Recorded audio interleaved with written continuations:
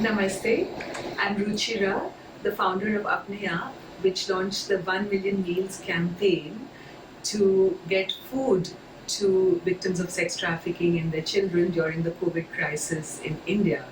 And today I'm here in conversation with a very dear friend and the person who's inspired me in my activism for the last 2 years, 2 decades, Gloria Steinem. Gloria has been on the ground with me in the slums of India where I began my work a long, long time ago and has come again and again to meet the girls and women I work with in India. I have traveled with her, I've shared stories with her, and I have written with her. This conversation is based on all those conversations we've had, which has led to the 1 Million Meals campaign in some ways. The 1 Million Meals campaign has gone on for more than 18 months now and provided 250,000 women and girls from the most vulnerable sections of society in India with more than 12 million meals. Many of the strategies that are employed for the 1 million meals actually came out of conversations with Gloria. One was that it doesn't matter what you do it anyway. Only time will show whether it's big or small, but do it as if it matters. And when I began 1 Million Meals, I didn't know if I could even do anything. Everything had broken down in India. When COVID struck, there was a government-imposed lockdown, which was like a police curfew. Buses, trains, cycles, cars, everything was stopped. The police were walking around the streets, shops and places of business, including factories, construction sites, everything were closed down. The women and children that I work with lived in very precarious circumstances inside red light areas, inside migrant slums, inside refugee camps. And many of them were just getting a livelihood through daily wage work by selling tea or vegetables on the road. And all of that came to a halt. Others were doing domestic work, construction work, even that stopped. So they had no income, and landlords threw them out on the streets saying if you can't pay the rent, you can't live here. And you may have seen photographs and videos of millions of people trying to migrate on foot back to their villages so they would have a roof and some food. At the same time, those in the red light areas who could not walk back to the villages simply just started starving. Sex predators began to approach them saying that your children are back from school, offer them up for sex videos. And I got a WhatsApp message from a little girl sent back from school to the red light area, stuck in a room with her mother, 11 people in that room, no windows, no Wi-Fi access, so she could not do online education, no access even to a park where she could go and play and breathe. And she had no food, her mother had no income. She sent me a WhatsApp message to say that, can you help me, I'm starving. And using a principle that I had learned from Gloria, because it was a daunting task when all logistics had broken down to get food to her. But I decided to do what I could and not think about what was the perfect scenario and just let it be. And I called up a restaurateur I knew, and he cooked me 500 meals in his underground kitchen. And another friend got me a curfew pass for my car. I put 500 meals in the back of my car and I drove to the red light area and gave food to the women and children who were lined up there. I had taken food for 500 people, but there were 2,000 women in line. So I realized I would have to do something else. By the time I came back home, I thought of another thing that Gloria had talked about, that don't look above, but look at each other. And I realized that I could not wait for the government to do something or the Prime Minister Modi to do something. I would have to find my own networks of each other.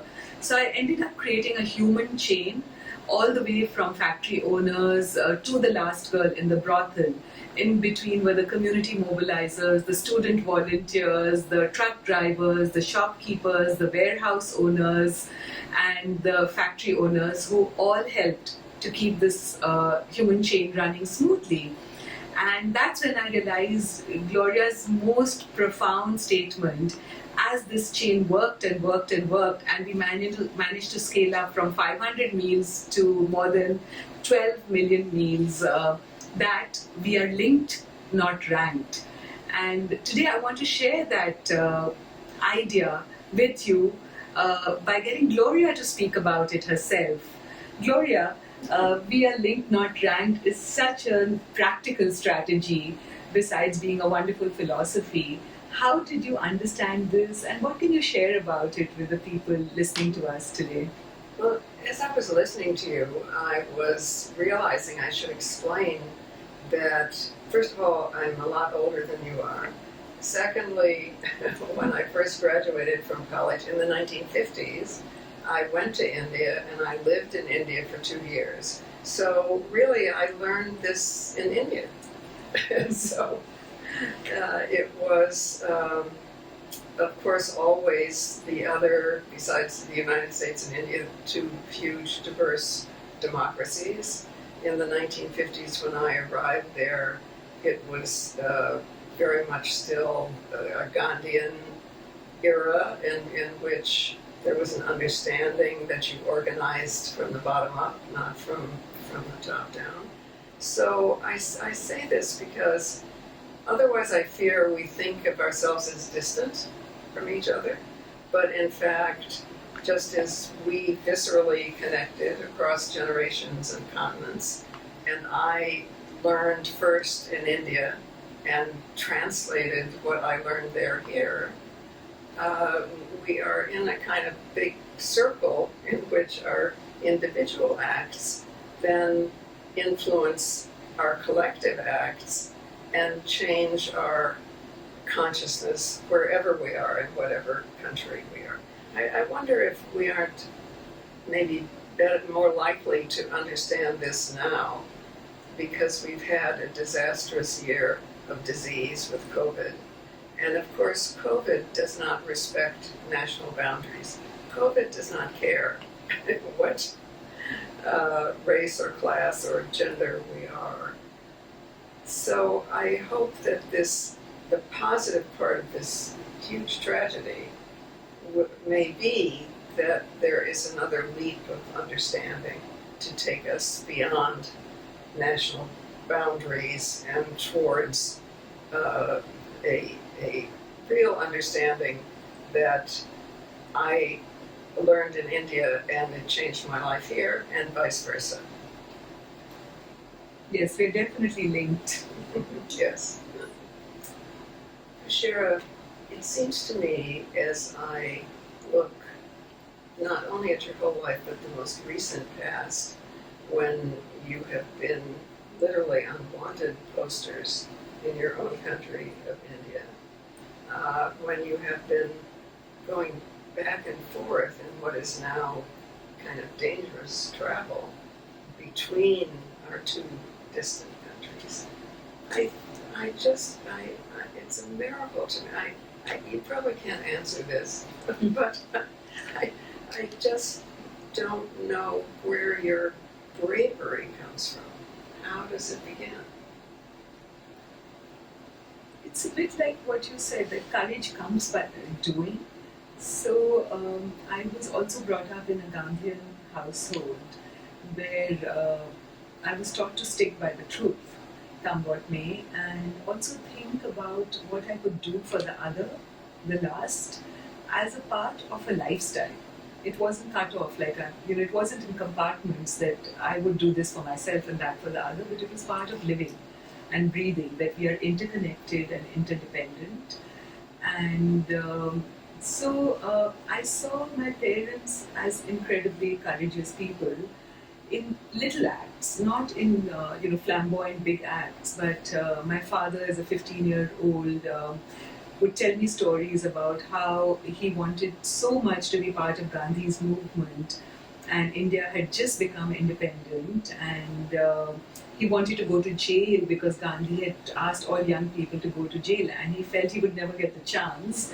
So he mobilized with other young people, and they went to a court and held the hand of a judge who was writing a judgment in English. saying India is now independent and you can't pass a judgment in English. And he was put into jail. And he said that being in jail transformed him because he learned to live with all kinds of prisoners in a big shed where they were overlooking the toilets, and it was unclean, it was dirty, there were lots of mosquitoes, bats hanging over them. But it also taught him that by doing, he found a courage inside himself which he did not know, that he could live through dirt, he could live through enclosure, isolation, beatings, and all of that. So that was kind of inspiring to me. My own natural instinct has always been to jump into the fire. And I've always tried to stand up for what I believe in, because it was something I heard, maybe something I read. A lot of books inspired me, where people like Jane Austen or Louisa May Alcott, when they wrote about the courage that women found to write, and at times when women's names were not being published as writers, women were not getting publishers, etc. So I found that interesting because I like stories and I wanted to write too. I also saw around me very courageous people who actually, there was another man I knew who went to the Andaman's jail and was imprisoned for life for fighting for India's freedom. And then I met someone like you much later, and your courage was kind of a gentle courage. You would go into situations and try to resolve conflict for the greater good. And you would do it with people who might judge you, who might think that you were trying to play a savior, but you were not doing any of that. And I saw that because you did it so quietly. And I began to appreciate quiet courage and gentle courage very much, and that it brings about change. I saw also that it was practical because if you have the courage to do something, other people join you slowly, and it becomes enough of a mass that it brings about change. So by the time I was a journalist and well known in India, I actually was kind of casual about what I was reporting. I would go into very difficult situations in the Northeast where there was an armed struggle on, and go off on a motorcycle at midnight to meet a militant leader. But I knew that there was a government and a state which would protect me if something happened. The same thing when I went to cover dowry deaths or caste clashes, I would stand up to people saying, what about human rights? Or go to Nepal to cover democracy movements. But my most critical test came when I was covering a campaign by the current ruling party of India, BJP, which had invented an ideology called Hindutva, which was to really militarize people living on this side of the Indus River, which is India practically, and use not religion as faith or universal spirituality, but use religion as a mobilizing tool. And they had decided that as part of their branding and messaging, they would demolish a disused mosque, which is 450 years old, in northern India, and take a chariot, a self-styled chariot, a car turned into a chariot to look like a character from a TV serial of an Indian book mythology called Ramayana. And one of the leaders would pretend to be Ram, the god, and in this chariot-like car, Toyota van, really he would travel through India holding rallies and then go demolish this mosque, and that would be reclaiming of old Hindutva pride. So I was following this man on his campaign, and finally we reached North India at the site of this mosque where everyone was giving speeches, and it was a mass of people dressed in saffron, which is supposed to be the color of this party, BJP. And they were wearing headbands, they had stickers, they had tattoos with Om, anything they could manifest and commodify of Hinduism and show on their bodies, they had that. They had swords and tridents. And leaders from a terrace of a house were giving very, very masculinist speeches, saying, do you want to be like men or like women? Are you wearing bangles? And the crowd would say, no, we are not wearing bangles. Do you want to regain your masculinist vigor, which you lost with Mughal invasion? And the crowd would say, yes, we want to regain our masculinist vigor. Then the leader would say that, go destroy this mosque. And it was very sexual imagery that he used, because he said, give it one more push. Ek dhakka aur do, Babri Masjid tod do, which means give it one more push or shove and then break it into splinters. It's a bit like rape. Anybody who's saying your masculinist energy or citing color or what is bound to be divisive. Obviously, each of us is a unique human being from the moment we are born. This human being could never have happened before, could never have happen again. That uniqueness is way, way, way more clear than some false division of caste or class or gender that's put on us later. So I think if we can just start there, it's really very helpful in just rejecting these invented hierarchies. Who says so? You know, any hierarchy is diminishing our individual uniqueness and completeness. And value. Right. And completeness too, yes. And so, what happened to me, Gloria, that day was that as a good journalist, I'd been trained to go to the spot to see what was happening. Not depend on what I was hearing from the top, but actually get quotes from people who were on the ground. So I decided to get down from the terrace where I was standing with the leader and go inside the mosque as it was being demolished and talk to people who were inside the mosque responding to the leader's speeches.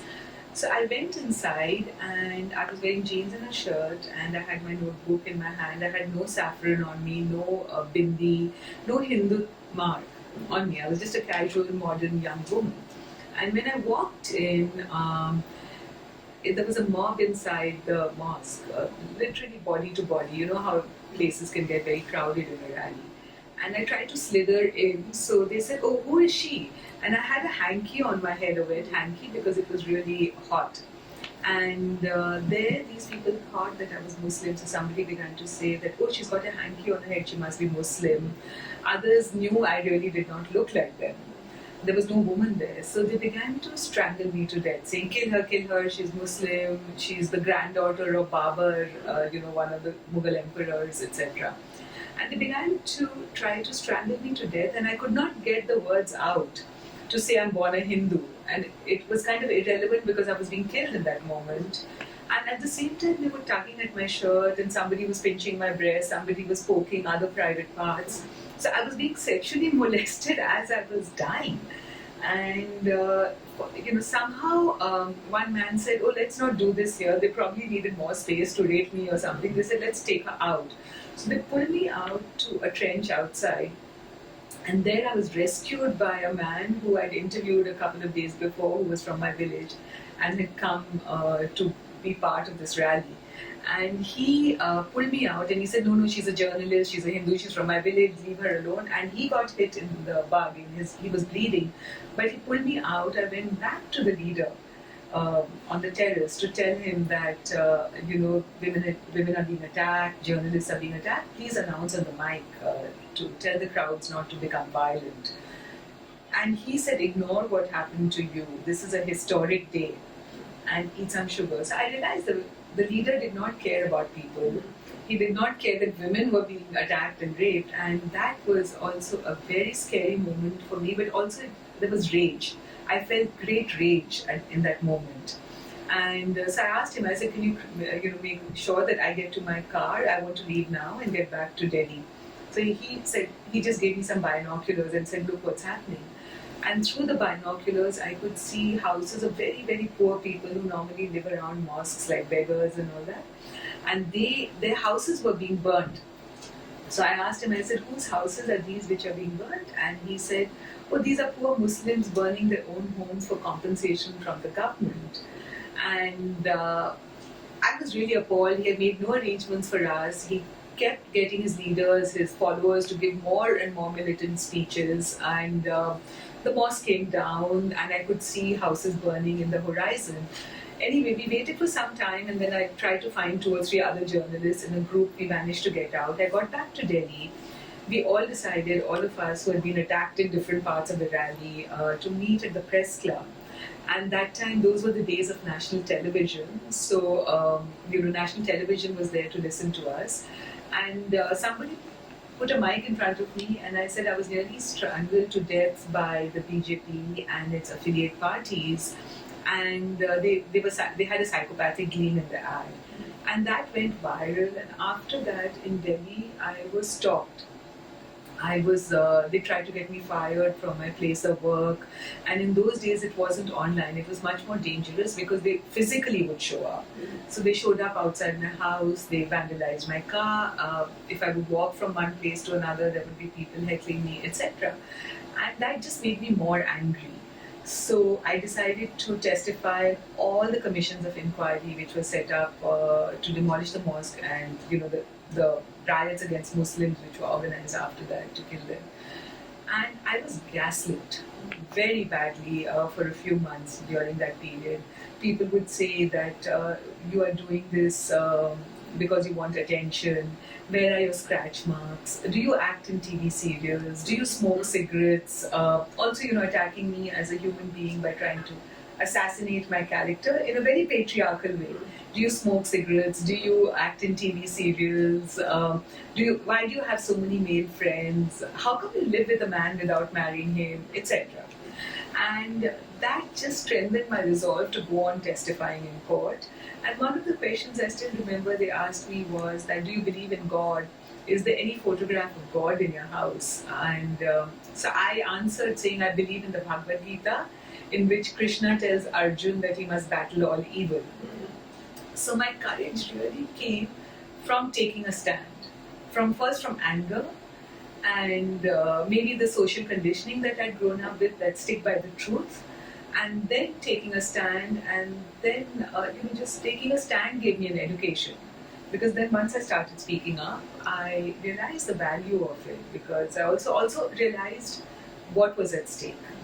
And then now, of course, because my testimony is lying in Parliament archives, showing how this mosque was intentionally demolished and people killed intentionally after that.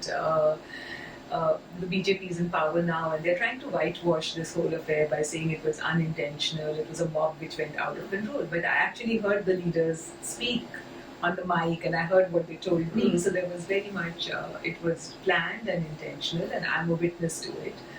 So I am very much targeted by this fascist party. Hindutva was invented in correspondence with Hitler and Mussolini to create a superior race of Indians, who they also call Aryans. And then, so I've been writing articles that if this party comes to power, minority groups like Christians and Muslims would be in danger. And I wrote that a few years ago. So when I wrote that article, they were really angry because I wrote it in an American magazine called The Nation. And the State Department subsequently told Modi that he must carry people along if he wants to become the Prime Minister of India. So they didn't like the fact that we were creating public opinion in America. And they did two things. One was that because of my writings and my outspokenness against them, they put my name on my face, actually, and my name on a poster with people like Arundhati Roy and others, saying that these and with a phone number below, asking people to report in anything they knew about us to that number, because we were potential enemies. And the poster had lizards and blood all around it on its border, so it was very scary. Especially in these days of social media, because it was all over the place. The second thing that they did was that I run an NGO called Apne, which has done this work to get food to victims of sex trafficking and other vulnerable women during COVID. And they sent a letter to my NGO saying that they're going to freeze your accounts because we've got an anonymous letter against the founder, that is me, saying that she is practicing unconstitutional and anti-national activities abroad by showing India in a poor light. Now, what I'm talking about when I write about India is the plight of women and girls who are victims of sex trafficking, because I'm an activist against sex trafficking. I write about the plight of Dalits and Christians and Muslim minorities who are being attacked by these Aryan supremacists who call themselves Hindutva followers and are now protected by the ruling party and promoted by the ruling party. So, the courage to go back to India after this letter, after this poster, really came from a very personal thing and maybe a deeper political thing. One was I wanted to meet my parents. They're becoming older, and I thought I'm just going to go back. And everyone was scared because all my friends were being arrested and put in jail and interrogated and harassed in different ways. So, I went back, but I did use knowledge from the books I'd read, the movies I'd watched on fascism, and conversations with people like you and activists in Iran where I'd lived and worked, working for UNICEF. That what should I be doing when I go back to the country which can protect me? And three things helped me, which I want other activists to know about actually. One was that I spoke to people who were politically powerful in America, two former presidents, President Jimmy Carter and President Bill Clinton, to let them know that I was going to India, and they informed their friends in the American embassy there in case I needed their help or protection to get out suddenly. The second thing I did was that I went into an event which was high profile with the Queen of Sweden, and we did it at the United Nations office and invited global media to cover the event. So that gave me a kind of protection to show the kind of work I was doing. Third was I let fellow activists and leaders in the women's movement like you know that I was going, so that with phone numbers and things to do if I wasn't here, and if I would end up in jail. And the fourth thing I did was that I filed a case against the government of India in the Calcutta High Court, saying that if you have to freeze the bank accounts of my NGO, please give evidence about why you should do so, and you cannot punish an NGO for the political beliefs of the founder. So instead of shadow boxing, I pulled it out into the open and made myself high profile, got the protection of a powerful government, of a movement, of the feminist movement, and legal. And then, of course, I left it to chance that what would happen, and it's always a bit of a scare going back because every time I go back, more friends are in jail. An intern of mine is in jail, a former intern, a former student is in jail. So, the courage comes from just doing, I think, really. It comes from just doing, but it comes from such a deep belief in democracy that you believe you are empowered as an individual. You use all your contacts with other individuals, regardless of what it is. And that's so important because we are defeated in our minds before we are defeated any other way. And I know that the power of positive thinking is not seen as a very profound statement, but I think it is profound. That we use whatever it is, whatever the people we know, the contacts we have, the food we have access to, whatever it is, to build our own networks and our own circles. And you are such an example of that under duress. I mean, I'm anxious all over again, just listening to your story, remembering how anxious we all were for you, and I'm sure your family doubly anxious. Right? And that's why I would share no information with you or my family while I was there. I would just send you photographs because I didn't want to add to the anxiety, and I had to do what I had to do.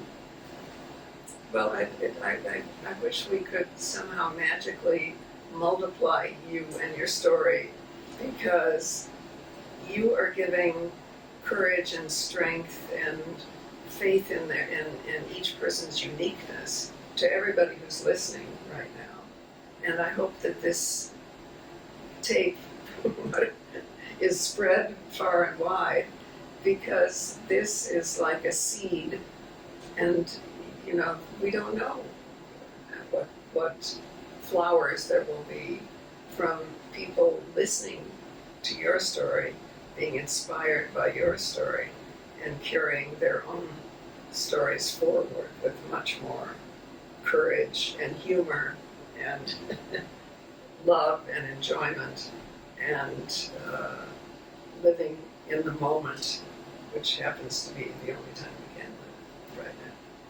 Yeah, and your sentence that we are linked, not ranked, also applies to our democracy. That our democracies are linked, and we both come from the most populous democracies on planet Earth. And if India loses democracy, democracy will lose India.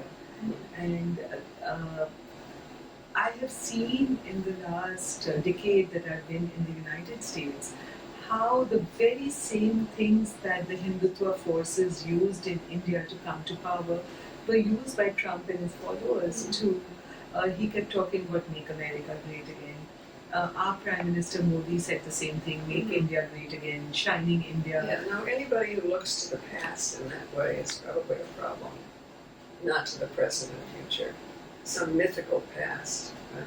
And both of them let us down during the COVID crisis because they misled us, they didn't use it to improve public health systems, they didn't use it to launch massive vaccination programs, and we've had more than 600,000 deaths in United States and more than 4 million deaths in India, which could have been avoided if the leadership had been just much more people-oriented and science-oriented. No, and I was interested to see that I believe Kerala, of course, the southernmost state in India, which has a tradition of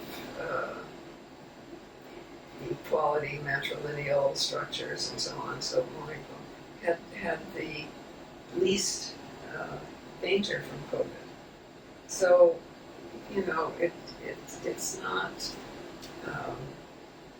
it's not a democracy that's confined to one area. If you have a democracy, you have more likelihood of everyone surviving. It's hierarchy that is the danger, which is why I get so hooked on saying that we are linked, not ranked, as a more immediate expression of that actually will keep us safe. Yes, because hierarchy creates also access to food. Who gets more food and who gets less food, and we saw that while running 1 million meals. That while people who had certain income levels would manage to get food in spite of the lockdown, those living in slums, street performers, Rohingya refugees, and victims of sex trafficking in red light areas, they absolutely were eating 3 meals a week. We talk about 3 meals a day, they were eating 3 meals a week. And the government has so invisibilized them that there was no conversation about that how our system is going to be created to reach that person with food.